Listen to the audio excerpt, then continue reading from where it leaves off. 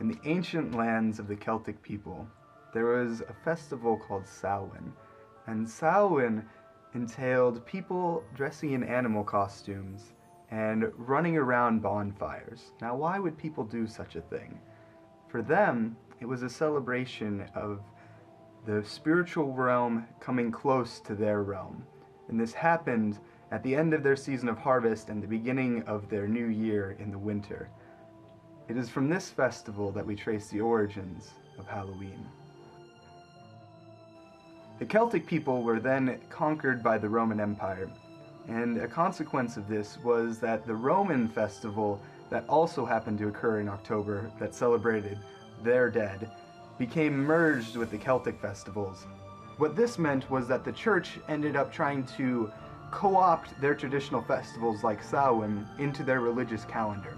And so there's this interesting shift of the Catholic celebration of the Day of Martyrs, so dead Christians essentially, from May 13th to November 1st, which just so happened to line up with the Celtic festival. Now, in the vernacular, so not the language of the empire, but the language of the Celtic people, the term for those celebrations was All Hallows, and the night of them that happened to line up with the old Celtic festival of Samhain was All Hallows Eve, from which we derive our contemporary usage of Halloween.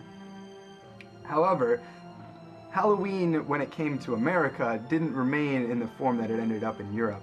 Halloween mostly entered the United States through the colonies like Maryland that had a significant Catholic population, because there were historic reasons of why Protestants would not want to embrace certain Catholic traditions. Nevertheless, while it was an entertaining celebration, the Halloween of that era was very regionalized, and it wasn't until the massive waves of Irish immigration spurred on by the Irish potato famine that Halloween began to spread on a more national scale. And this evolution of Halloween was marked by several traditions, including parade-based trick-or-treating. Towards the end of the 1800s, there was this move to demysticize Halloween and to turn this festival with pagan roots into a community-based festival that seemed a little safer. And so there's the shift from wild celebration to community-sponsored celebration.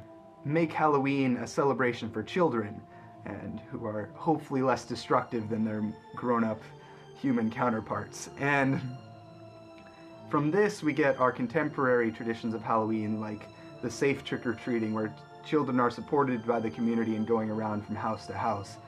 And that is why we ended up with the Halloween we have today.